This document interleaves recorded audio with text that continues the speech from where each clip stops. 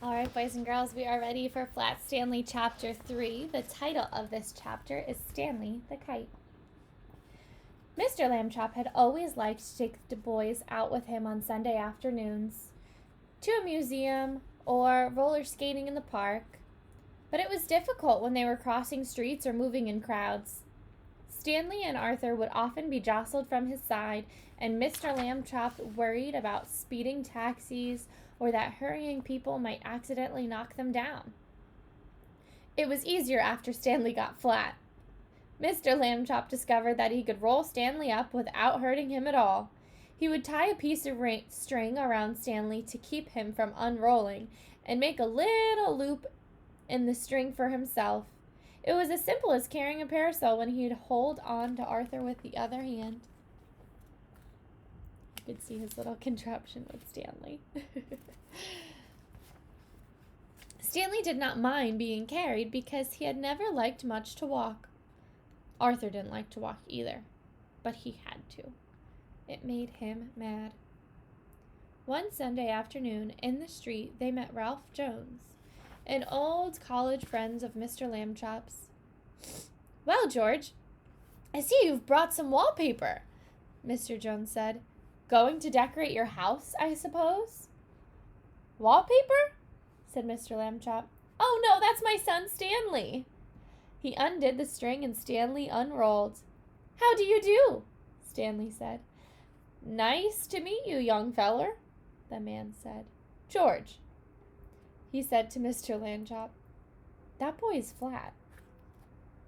"Smart, too," Mr. Lambchop said. Stanley is third from the top of his class at school." "Phew," said Arthur. "This is my younger son, Arthur," Mr. Lambchop said.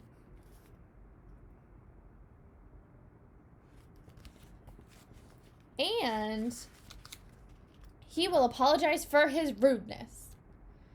Arthur could only blush and apologize. Seems like Arthur's getting kind of jealous. Mr. Lambchop rolled Stanley up again and they set out for home. It rained quite hard while they were on the way. Stanley, of course, hardly got wet at all, just around the edges. But Arthur got soaked. Late that night, Mr. and Miss Lambchop heard a noise out in the living room. They found Arthur lying on the floor near the bookcase. He had piled a great many volumes of encyclopedias on top of himself. "Put some more on me," Arthur said.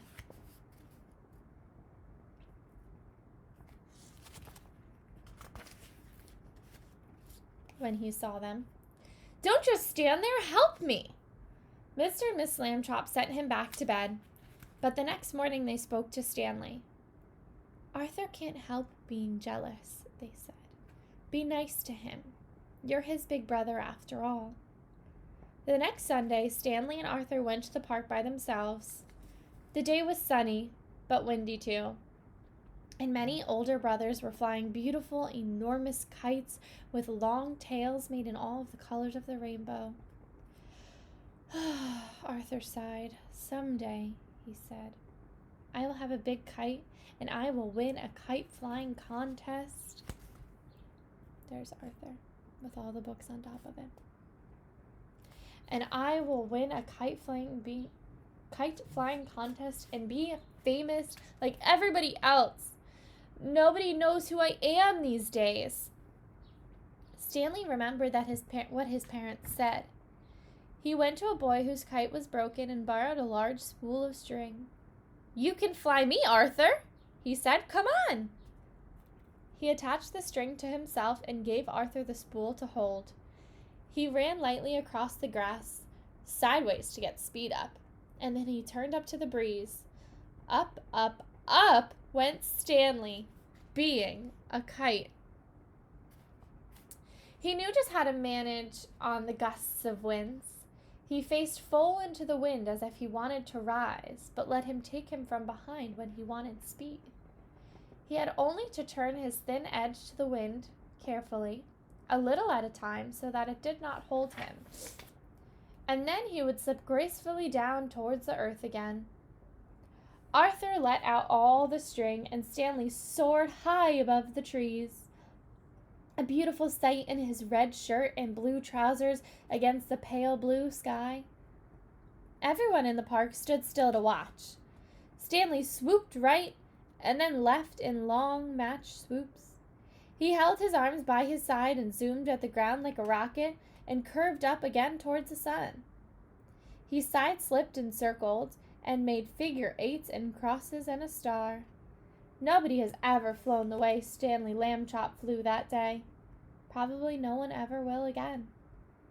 After a while, of course, people grew tired of watching, and Arthur got tired of running about with the empty spool. Stanley went right on, though, showing off. 3 boys came up to Arthur, invited him to join for a hot dog and some soda pop. Arthur left the spool wedged in the fork of a tree. He did not notice. While he was eating the hot dog, the wind was blowing the string and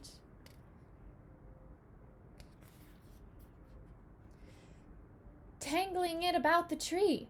The string got shorter and shorter, but Stanley did not realize how low he was until leaves brushed his feet. And then it was too late.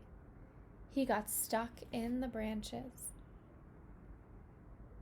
15 minutes passed before Arthur and the other boys heard his cries and climbed up to set him free. Stanley would not speak to his brother that evening.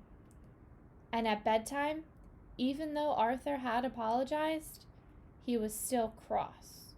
Remember, cross means like mad and sad at the same time. Alone with Mr. Lambchop in the living room, Miss Lambchop sighed and shook her head. "You're at the office all day having fun," she said. "You don't realize what I go through with the boys. They're very difficult." "Kids are like that," Mr. Lambchop said. "Please, be patient, my dear." That is the end of chapter 3.